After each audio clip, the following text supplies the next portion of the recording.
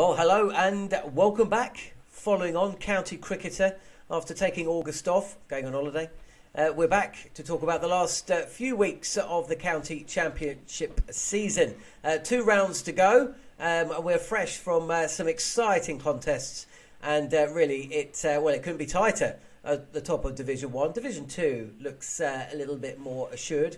But essentially myself, Jon Norman from Talk Sport, Steve Harmison, who won the county championship back in the day, and the Cricketer magazine, George Dobell, coming together to look back, to look forward, and also talk about some of the big stories in and around county cricket.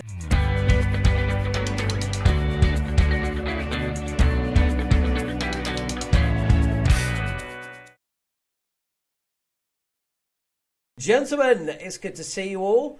Let's start with selection, shall we? Because Ed Smith's been doing the rounds. Harmy's putting himself forward for the job that was seemingly not needed 2 years ago, but now is needed again. And various names being linked with the job. Steve Finn, Nick Knight, Alex Stewart, Harmy himself. I suppose we should ask you first, Harmy. Have you got the application in yet? Not yet, no. I'm still sort of to and froing whether it's the right thing to do, because I'm really enjoying working with you, John, and I have done for a number of years. I applied for it a few years ago because I thought, you know what, I'd look forward to, trying being part of the ECB from the inside as opposed to throwing stones from the outside. And I really enjoy watching the game of cricket. I love watching young players try and develop, and I'd like to be part of that. And then the next time it came around when Ed Smith got it, I wasn't interested. I just thought, this is not for me. The personnel that was in and around picking the team, what the team was, didn't think it was the right fit at the time. But then this time, with the likes of Brendan McCullum and Ben Stokes, Matthew Mott, Josh Butler, obviously Rob Key, who I know well, it seems as though, it's back to being a good fit for wanting to sort of go for the job. So I'm not going to hide. I'm not going to sit on any fences. I've never done that whenever I've been in the sort of broadcasting world. It is something that I would like to do. The names that have been mentioned, there's some excellent names, some really, really good candidates. If they are interested in the job, I think there's some good people want to help English cricket, and that's one of the reasons why I've gone for it. So I'm not expecting to get it, but to go through the process, I can safely put my hand on my heart and say, when I am having a go at the ECB, I have tried to help, and for whatever reason, I did get the job or I didn't get the job. But I'm not somebody that ever tells lies. I'll tell you the truth, and I do fancy going for the role. I mean, whoever gets it, having sat in a room with Ed Smith yesterday, the former national selector, and let's just say you do get it, Harmy. That will be I imagine you'll go about things in a very different manner to the way Ed did. I would have thought so. He got up people's noses. He had a go at Broad and Anderson a little bit, tried to move on from that. For me, I've always seen the selector's role as somebody that the captain and coach can good soundboard off. And I think when you look into the future, which Brendan and Ben and Matthew and Josh can't do because they've got to be trying to win the next games, I think you as a selector have to follow their lead in where their game plan is, how they're developing they want to play their side and develop their side. And then you try and give them 4 or 5 options. If somebody gets injured, if somebody loses form, that their game plan and their side, it fits into. If you go in, try and reinventing wheels and upsetting people and sort of trying to bring your ego, if it's too big, into the game, then you're just going to have an in-house fight, and that's the last thing you want. So for me, a good selector is somebody that is there to support and help the current captain and coaches to make sure that they've got all bases covered, all options on the table. And then hopefully, because I still believe the captain should never go on a field without or with a team that he doesn't want or players that he doesn't want. He should always go on the field with a comfortable in his mind that he is 100% behind every single play he does. And I think that's the role, I believe, that the way it should be done. George, it comes at a really important time as well, because whoever comes in has got an Ashes campaign at home next year. I'm not sure if Australia are still favourites for it or what, but England haven't lost an Ashes series at home for 20 years. There's a World Cup with a side that just seems to be creaking at the seams a little bit. Next year in India, England go to defend their crown. And then, of course, there's a T20 World Cup as well with, 2 or 3 key individuals either recently retired or injured. So, unlike Ed Smith when he came in, there's a fully formed 50-over squad, fully formed 20-over squad. Still some work to do with the Test squad. You'd have to say they're going to have to get cracking quite quickly. Well, it's definitely an important role, isn't it? Did Ed tell you he wasn't going to reapply? No, I didn't ask him actually. Ooh, I did. Well, I did ask him about his plans for the winter because off air, and he seemed to say that he had some business in Australia to do with his institute, which ruled him out of media work. So whether that was an answer. I remember we talked about this job a few months ago on this podcast, and Harmy, I think you said at the time you were quite keen to do it, but you didn't want to put Rob Key in an awkward position. Is that a fair summary? Because you basically were reluctant to apply because you're friends and you didn't want people to criticise him if you were appointed, and allow them to say, "Oh, look, it's just jobs for the boys." Is that something you're more content with now? That I don't know, resigned to the fact that some people would say that, but some people always criticise, don't they? I don't know, how are you feeling about that now? I think people will always criticise that, no matter what is said. Whether I do get the role or don't get the role. I've not spoken to Keezy about it in that front. I think he's done a brilliant job in the way he's gone about everything that he's done. His decision making's been quite clear. The game plan that they're trying to achieve from captains and coaches. That was my only worry, that we have a history. But I think if you look at other people that are in for the job, or that's been touted about in for the job, there's a bit of history with them as well. So I don't think it really bothers me now, because it's one of them ones where if I went for it and didn't get it, people will say, well, that's the reason. If I go for it and get it, they'll say that's the reason as well. So I've never been bothered about what anybody's thought about me, and I'm more confident now that I can do the job if it's needed, and it's just a case of getting the right person.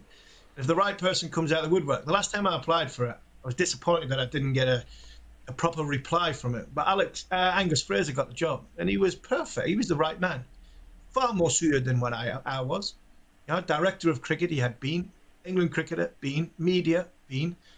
He was Angus Fraser was the right man for the job, didn't he? Except I think he might have been director of cricket at the time, mightn't he? Which isn't a criticism of him, but I can see why they want it to have more independence. Because that's been a problem in the past, and I think that is something they're saying this time, that you can't have any of those connections.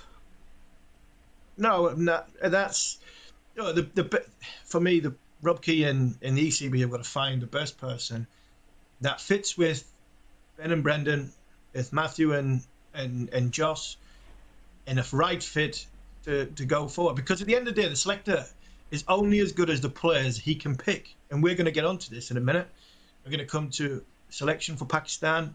We're going to trying to find a second, third spinner, because I still think probably ECB thought Moeen Ali might, or Brendan and Ben might have thought Moeen Ali would definitely go to Pakistan, and it looks like he's not going to go. So as a selection panel, you're only as good as the players that you can pick, or that are out there, the options that are out there. I think what this role has got to do now, because of COVID gone, is now got to find the next pathway forward. So got to build up towards the Ashes, and I think that's the role of the selector, not the captain or the coach. It's moving forward, that if in 12 months' time this person gets injured, that person loses form, these have bridged the gap between first-class cricket and Test cricket to make it an easier transition into the game at the top level, because I think that's what we've struggled with over the course of the last 2 or 3 years, because we haven't had air tours, we haven't had academies, we haven't had under 19 trips.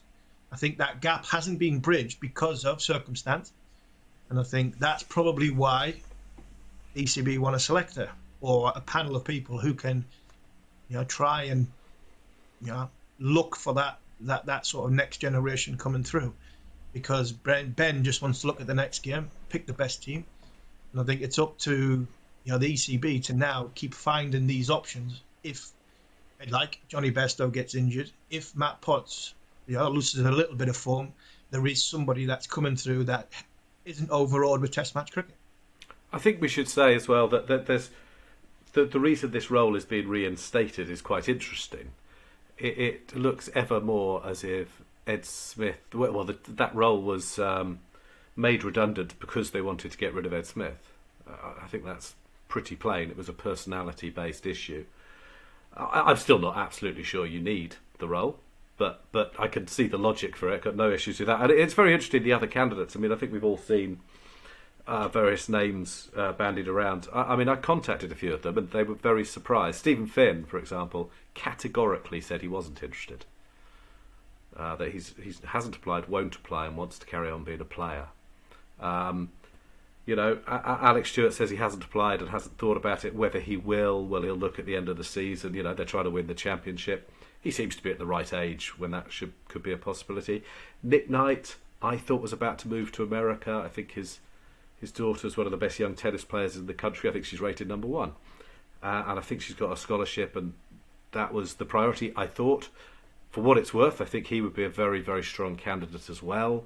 Might not come across always on TV, but Harmy and I were talking just before we started this, and I learned masses from Nick Knight when he was captain of Warwickshire, and I worked at Birmingham Post and Mail, and he was very generous with his time after games. Would always debrief, and I learned absolutely masses from every conversation. I think there's a huge amount of knowledge there, and he would be another really strong candidate. I don't think it's going to be that difficult to find good candidates, and I hope you do go for it, Harmy, for what it's worth, because I think you'd be another really good candidate, and I love your passion for the game and your honesty. And for what it's worth, I saw as well that you said you were concerned that your criticism of the 100 might count against you.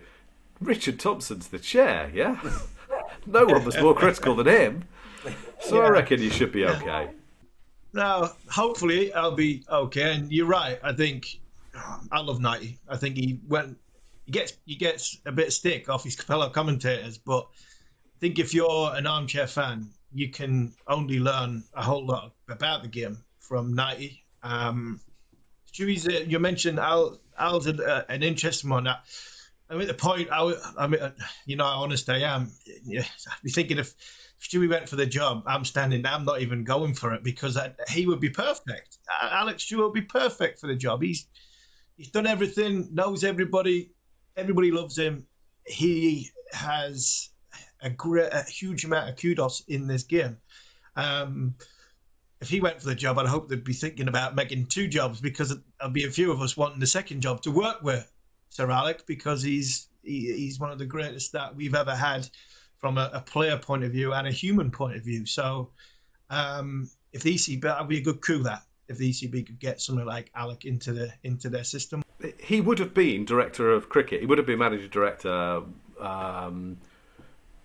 Was it managing director? Sorry, or was it head coach? That Ashley Giles wanted to appoint him as head coach, and he couldn't because of his, family health issues. He's going to struggle to travel. I don't know whether that's going to be a massive issue. I don't know how much the selector has to travel, but a bit, I think. I don't know. I hope it's not inappropriate to even have this conversation. But, those sorts of issues are the reason that he already doesn't have an extremely prominent role in the England side. He is... I agree with everything you said. If he applies, he's a very, very strong candidate. You're going for second He's place. got everyone's respect. Well, I don't know about that. I wouldn't put you down. I think it's great to have lots of good candidates. And you would do things a bit differently and have a slightly different way of doing things. But that doesn't mean it's either better or worse. It would be you want a strong field of candidates. But yeah, as you say, there's no one who doesn't have anything but complete respect for Alex Stewart. My hero growing up, of course. Okay, then we'll put your selectors' caps on then, Harmy and George. England heading to Pakistan. It doesn't look like Moeen Ali and Adil Rashid will be on the plane. So who do they pick? Who goes with them? Who's the backup spinner or spinners to Jack Leach? Go on, there's your first job, Harmy. That's such a tough question because there isn't many candidates. There's not many candidates. You'd have to go back to Parkinson, who we've been reluctant to pick since we've seen him, because he hasn't really featured since in squads or part of the England sort of groups, where you'd think if that second spinner was somebody that they knew they wanted to have and have around, I'd imagine every single test squad would have had that second spinner in where we're going in December. So I think from a selection's point of view, I don't think they know who that second spinner is. There's 2 or 3 options. Liam Dawson, they might go back to Liam Dawson because not only are you looking for your second spinner to possibly just hold an end, that second spinner might have to bat. But do you want your second spinner to also be left arm? I mean, that's... No, unfortunately you don't. But unfortunately, you're looking at the boy Carson down at Sussex. That's a huge ask. He's a young kid. You're looking at the other Parkinson, the left arm spinner. Hartley, another left arm spinner. We've got a lot of left arm spinners in this country. The one I think England were hanging their hat on was Moeen Ali. I think Brendan and Ben thought Moeen Ali might come and play 3 test matches in Pakistan to get us out of that second spinner trouble, to give us that balance of all round in that lower middle order, and then get through them 3 test matches knowing that we go to New Zealand, then we come home for the Ashes where we don't really need a second spinner. And until then we can get back, like I mentioned earlier before, about what Selector needs to do, which is get back to having talent pools going away and learning the game after COVID, and hope that in the next 12 months we can produce maybe 1 or 2 spinners to come out of the woodwork to challenge Jack Leach. And I think that's where this sort of selection panel at the minute are probably banging their heads, because I'm not sure they know who that second spinner would be. It might have to be, bear in mind, if you're going to go down the 3 seamers route, one's going to be Wood, one's going to be Robinson, one's probably going to be Anderson. So there's 3 number 10s. So there you're down to 9. So that second spinner might have to be somebody who can bat. And that possibly brings Liam Dawson into the affair. Not because of his spin, but he's all round qualities. Just before you talk about George Don Bess, Joe Root bowled 20 overs in the Caribbean. I'll just have a quick look, but Australia recently visited Pakistan. They won in the end. Obviously they got Nathan Lyon, but essentially, do England just pick their best bowlers? Essentially, is the question. I think we've got to wait. They use Root, and they use Leach, and then they pick 2 fast bowlers. You need backup Stokes as well. You need backup, particularly Leach has health issues. You need backup. Yeah, true. You might. You're right. You might only play 1 spinner per game. You might with Root in reserve, but you need another spinner or 2 on tour. You've got to. But if you go in with the mentality that they're not in the team, they're in the squad, that takes a little bit of the pressure. Yeah, absolutely, 100%. But you've still got to have them. And at the minute, I don't think the selection panel at this minute in time knows who that second or third one is, because you're going to have to take 3. Because you might turn up at Multan on an absolute Bunsen burner where... If you turn up and you don't have the capability to offer that, Pakistan would be insane not to produce such a wicket. Now, I'm not saying that they will, or they could change their plans at the last minute, but these things do happen. If you don't turn up prepared, you've got to have cover in the squad, and it's a very, very difficult question for them. Look, there is. I did speak to Moeen, and Moeen has said no. There's no secret about that, but he did agree. And why? I think that one of the key things was that he's concerned about spending a long time in a bubble again, and they're going to be in a bubble for mainly security reasons in Pakistan, and he's very nervous about that. He's got a very long winter schedule, and it stopped looking quite so attractive. It's as simple as that. But he has agreed to talk to Brendan McCullum, and maybe if Brendan McCullum is at his most persuasive, he'll be able to talk him around. But it really, really didn't sound like it. And also, I mean, you tell me, Harmy, do you want to talk someone around if their heart's not in it? No, I don't believe you do. I love Moeen Ali. I've known Moeen since he was sort of 18-year-old, because he played in the same under-19 team as my younger brother, and I've always had a huge soft spot, huge affection for Mo, the way he's been throughout his career. And when he said he wanted to come back to play Pakistan, I didn't enjoy that, because it was like, if we were going to India, Bangladesh or Sri Lanka, would you want to come back? And I think a lot of that was down to sort of where he was born, where he was brought up, or the sort of the heritage of Moeen Ali. He was coming back for me we're bringing somebody back for the wrong reasons. But actually, when I look at it now, and you're trying to pick a squad to win the next game, unfortunately, because of a huge number of reasons, we probably haven't got that second spinner who's good enough, experienced enough in Red Bull games, that I think England have to go try cap in hand to see if they can get him to come back and play them 3 test matches. I don't see England having any other options. I think if Ben's knowing Ben as I do, and knowing the way Ben's gone about how he's wanted to play during his captaincy and selection throughout his captaincy, which is want to pick the best team that's physically possible to win the next game, I actually think Moeen Ali comes into the equation.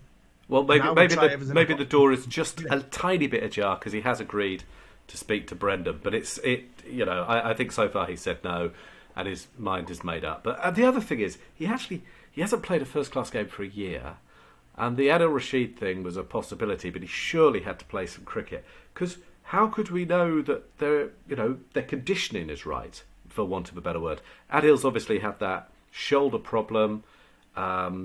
He might then have to bowl 40 overs in innings, having not done so for 5 years or something. Well, I suppose he has played Test cricket in 2019, so 3 years. And Moeen as well, if you remember when he went to Australia for the Ashes, he ripped his spinning fingers. He had terrible blisters, which is kind of a conditioning thing. It's a harsh way of looking at it. But if you haven't bowled a lot of overs, they haven't hardened up. So he could end up bowling 40 overs in innings, 40 overs a test, and really, really struggling physically. So my own view is it's too late anyway. Much as I get the logic of what you're saying, Harmy, in an ideal world, you want a guy who can bowl off spin to complement the left arm of Leach and can offer you some runs, but I think it's too late. And this is the point that we come back to. Whoever becomes selector, they're not an alchemist. They can't just, we have to have a system that produces spinners, and we don't. Now, Carson, I mean, that would be a brave choice. I think he's played 1 championship game. He's just coming back from injury. He's obviously talented. I think it'd be a bit unfair to take him. So that's why I think they might go for Bess. I think he's the top spinner, is he? I'm not sure that he's in the Yorkshire side for the last game, though. And he can score some runs. He's played before. He might be seen as expendable. But at least he's an offie, which would complement Leach. I don't know. It's a very, very difficult situation. I agree with you about the Parkinsons as well. I think Callum Parkinson is a good bowler, but you don't want 2 left-armers, really. And somebody who can't bat. And that's... I think your frontline spinner holds the game, and then tries to win the game for you. The second spinner is there to sort of help and fill. But he, for me, has got to be somebody who can balance the side out, and that's why Mo fits perfectly. I wouldn't have a problem picking Moeen Ali from a body point of view, I think he could get through. I would have reservations on Adil Rashid. I think where he's going, I think Moeen is such a character where when the juices are flowing, Moeen, he's a proper player. And I think that, going back to Pakistan, I think that would help. Going in Australia I don't think was ever going to work because of the type of cricket, the way the cricket's played. I don't think his heart was back in Test match cricket. I think his heart would be there to not prove a point, because I don't think he's got a point to prove, but he'd be there because he wants to be there and he wants to show the people of Pakistan that he is a fantastic player. So that's why I'd be tempted to try and do everything I possibly can to say, Mo, come and play 3 Test matches for me. Don't have to ever play again, but just come back and play 3, because I don't think we've got many other options. Guys, shall we talk about the county championship, because we've had 2 terrific rounds. Unfortunately, Gareth Batty is now coach, so otherwise he can't play in Pakistan like he did in India and Bangladesh back in 2016. First off, though, Hampshire, they played when Surrey didn't. Surrey then played when Hampshire didn't. Top of the table, 8 points separating them. If Hampshire go on to win the title, they will look back at that win over Northants, won't they? Rain affected, they were up against it in first innings, and essentially they took the wicket, the final wicket of the match, seconds before the heavens opened again, and a draw became a win. And despite losing Liam Dawson to England duty, which is going to be a blow for them, they've got 2 winnable games, fair to say. Certainly the run-in looks more difficult than Surrey's. That's quite interesting. Their last game is at Edgbaston, isn't it? Hampshire's last game. I thought that was quite interesting because you've got a couple of people there, Keith Barker and Pop Welsh, Graham Welsh, the bowling coach, who might take a sort of perverse delight in stamping Warwickshire down. Particularly if Ashley Giles was to come back and be director of cricket there, which I don't think he will. But I don't know that it's more difficult. Look, it's brilliantly poised. It's absolutely brilliantly poised, and that's it.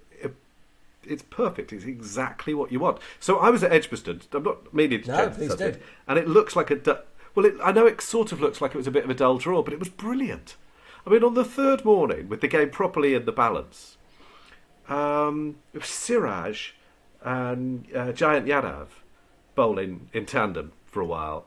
At Lammonby, who I think is terrific, and I know he hasn't got the figures to show it, but I think he's terrific, and Tom Abel. And, geez, that's exactly what you want in county cricket. 2 Indian Test players bowling to 2 young English batters. A real test. And they got through the morning, 65 runs in 36 overs, I think it was. I thought it was gripping. I know, I'm a very sad person who should get out more and not live in a Princess Castle. Anyway, we won't go to that.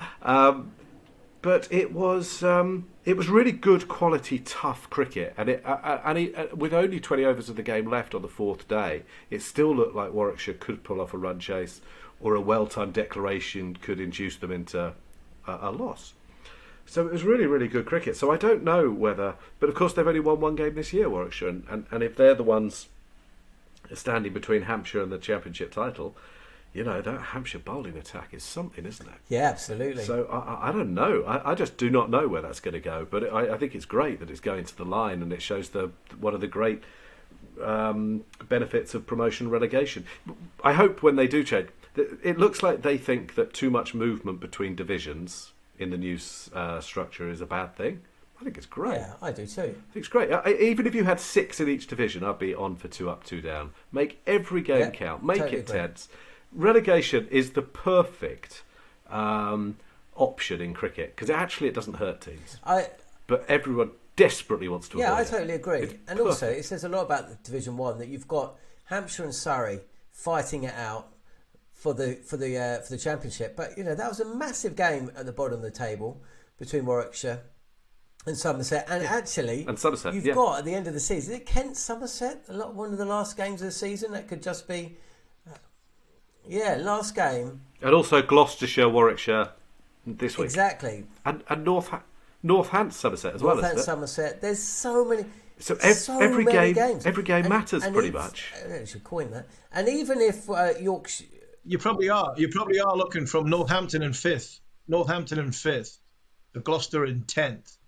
Any one of them 5 teams, 6 teams can go, 5 teams can go down. Yeah, even Yorkshire. If they get spanked by Surrey, even Yorkshire they could be. I think the top 4 are gone. So I suppose only Lancashire have nothing to play for really anymore, pretty much. Yeah, after that point deduction. Lancashire and Essex, yeah. Yeah, fair play, Lancashire and Essex. The good thing in that game, Sam Haynes, somebody that doesn't get a great deal of mentions. I think that was his 9th half century this season. I think who's the other ones? Compton and somebody else has got 9. And he's come on in all competitions. He's a very, very good player. He's at the peak of his powers. Look, he's batting at 4, so he's trying to get into the spot, which Joe Root has. Good luck with that. But he is good enough. Yeah, good luck with that. I can't believe that Welsh Fire hardly picked him. I mean, that is...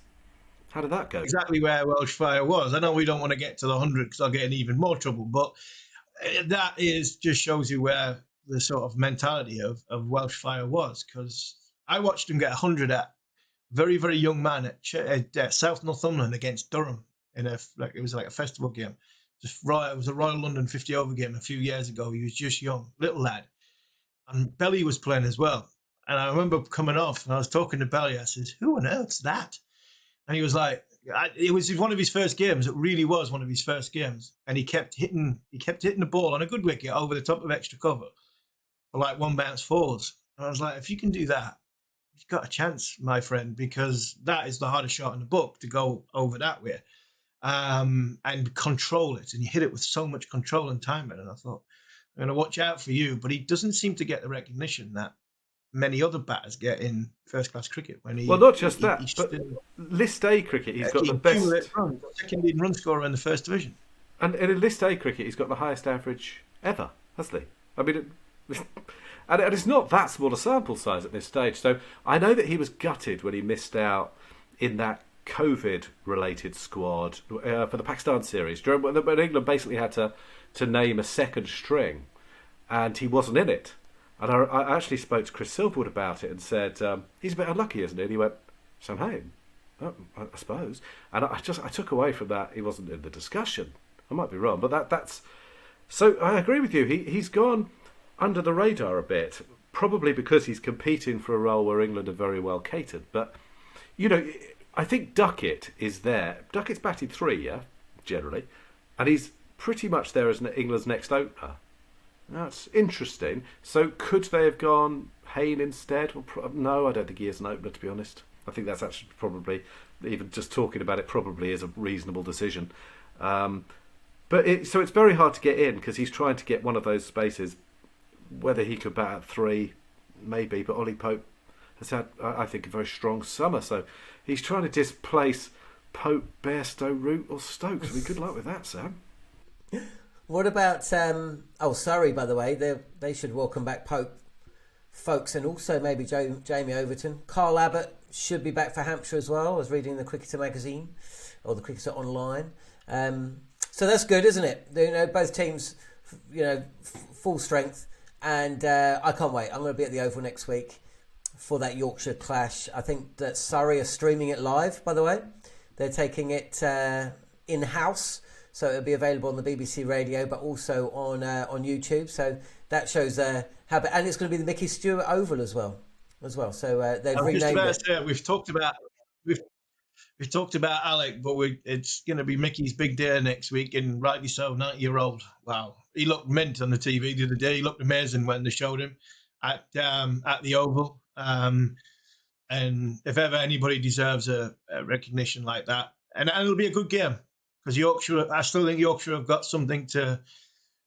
I still think they've got something to do. I think they need points for them, them going down, and they were lucky. I think this week, they would have been safe. That 1 wicket win. That was a brilliant game. Santa had at Essex. We had him on TalkSport 2 for Holland, didn't we? And he bowled well against Jason Roy out, didn't he? In the Holland International. His cousin. But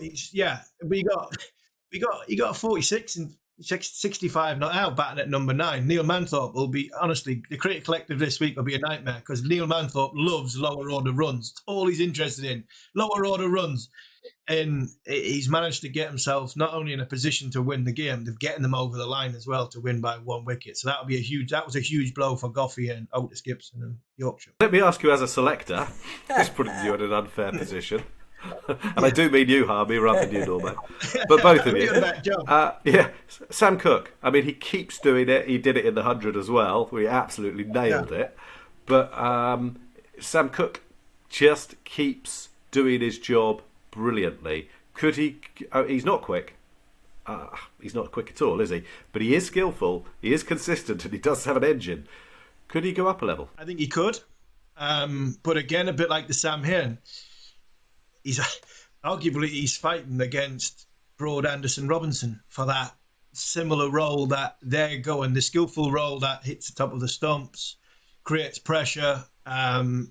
Preyers on, for me, what is wrong with international batting at this moment in time in the longer format of the game, which is poor techniques. I think because of that, of course he can go up a level. But unfortunately, a little bit like we've had the argument with Sam Hearn, is that he's got to try and displace Jimmy Anderson, 600 and plenty test wickets. Stuart Broad on his way to 600 and plenty test wickets. And Ollie Robinson, a rejuvenated Ollie Robinson, who... boy is really, really talented. Now he's got himself in a position of professionalism. That's a difficult bowling unit to get in. And I think from a selection point of view, for us to win the Ashes, in my opinion, I still think we're going to have to make sure that Archer and Wood, a bit like Simon Jones in 2005, we've got their prime racehorses ready to go for them 5 games for us to stand any chance. And if something happens to Broad, Anderson or Robinson, then there's no reason I don't think Cook can stand up, because he's got wickets, and the way he's got wickets, which is preying on people's techniques, and I still think I think that applies at the higher level as well. Presumably at the end of the next Ashes, this time next year, I mean, presumably, eventually, one of them's going to retire. I mean, I think we're presuming Broad will at the end of next year, aren't we? But honestly, why would you presume anything? I'm talking myself out of what I just said, but.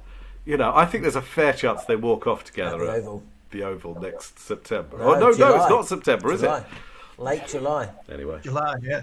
Yeah, I think you're absolutely right. Ambrose and Walsh style. Well, a lot of people have gone there, haven't they? I did a whole preview this year about this year the Oval isn't about farewells. It's about basically a new start. And then someone quite probably died. Yes.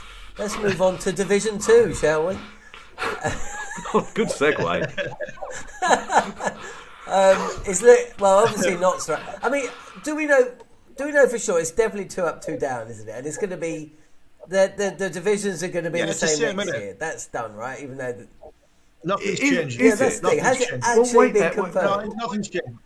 Well, wait there. Was it definitely Championship games 14, or was it first class games? So do you potentially get the Bostock idea of this sort of regional competition in August being played instead? That's all. I think that's but does that replace county championship games though?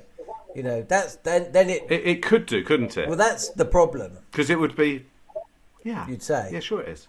I mean, if it's as an addition to the county championship, and there's no reduction in games, then that's one argument. But to replace county championship games, that's when we only get 10 first-class matches.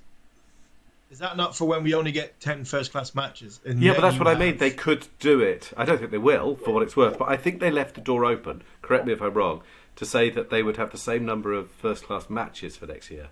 Yeah. Not necessarily championship. Is that wrong? No, I thought things stay the same next year. Okay, well, I think. Look, basically, I think they're going to. I think Thompson has said that as well. 10 and 8. I think it's 10 and 8. I think next year the championship is 10 teams in the first division, 8 teams in the second division. Nothing changes because they haven't got anything through. On this, by the way, the current schedule is pants. You could win the championship because you draw, I don't know who's bottom, Gloucestershire twice and Surrey once. Or you could draw Hampshire and Surrey twice and only play Gloucestershire once. Well, it's nonsense already. I'm a bit surprised, and I get where they're coming from with the sentiment, but I'm a bit surprised with those spectators who are saying we don't want any change, because the current system's rubbish. It is. I mean, Surrey didn't have to play at the Ageas Bowl. So if Surrey win, They've played Hampshire at home, but they haven't played them away, which is a stunted. No, it's just not No, fair. it isn't It's fair just at all. the integrity of the competition is compromised. Absolutely, it is. So, we should. I get why people are resistant, because they think that the cuts will keep happening and the direction of travel is irreversible, and they're probably right. So I get where the resistance is coming from, but I think we should be prepared to accept some change, because I don't think the status quo is good at all. Yes. A quick word on Division 2. Nottinghamshire are up. Middlesex go to Leicestershire next. Leicestershire have lost 8 games, haven't won a match. That's a home win, that's a given. Well, and so Middlesex are up if they win that match. That's pretty much done. Nottinghamshire, Middlesex in Division 1, that sounds right. I know Middlesex have played a few seasons in around Division 2 recently, but replacing Gloucestershire for sure. It's looking like Somerset might be okay. I think it does. No, it doesn't actually. Is it one of Somerset and Kent? Would you say is there? No. Warwickshire are a level up. Warwickshire are actually second from the bottom. Kent are equal on points with them. So I think Somerset have a cushion of 8 points or something. That's right, but Gloucestershire, Warwickshire have to go to Gloucestershire, who are already down. Yeah, but Warwickshire have got Hampshire.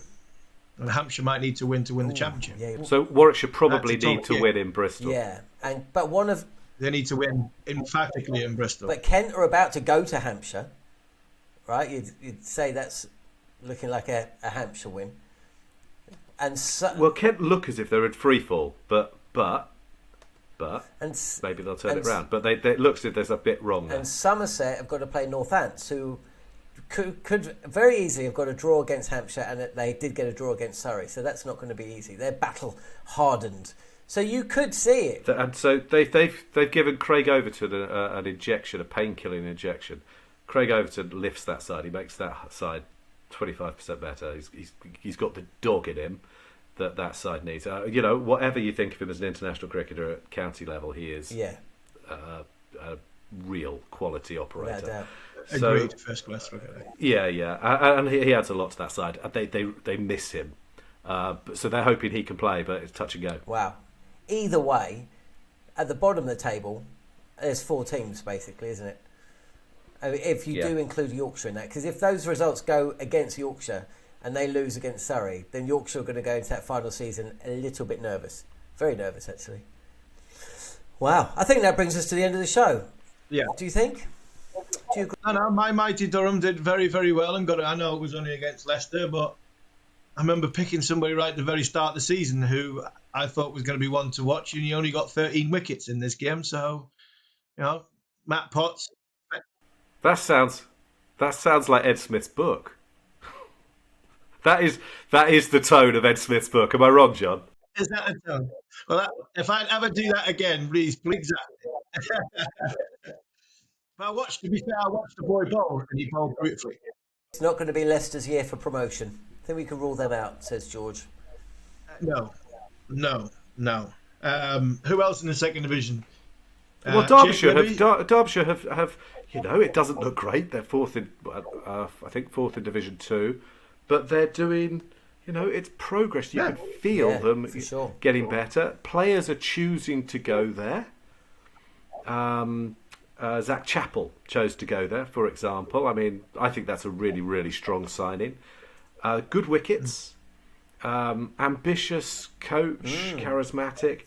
Look, they're starting from a low base, but they're going in the right direction, and that's something really good to see. To be honest, Glamorgan have had a better season. They have. Glamorgan. So those things are all. Those things are really, really encouraging. Glamorgan beat Middlesex at the weekend. They'd be second with 2 games to play, and they're not out of it.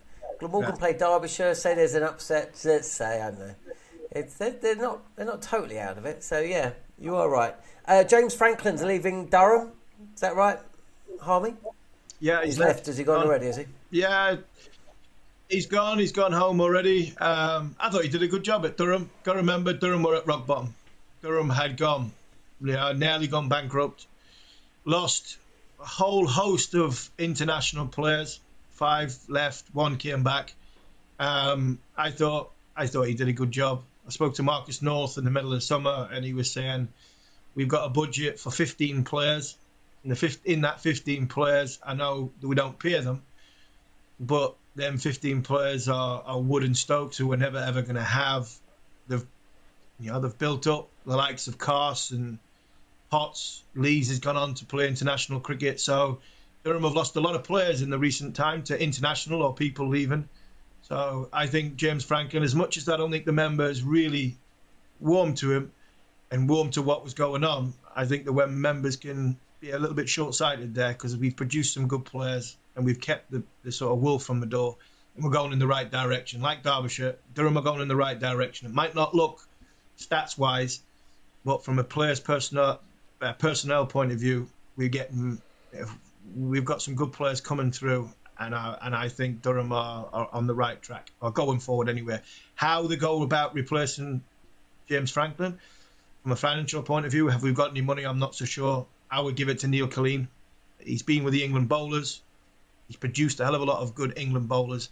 I'd give Neil Killeen the job. He knows the club, he loves the club. He'll not leave the club, even though I've put one of my best mates, and I've told him a few times he can kick on.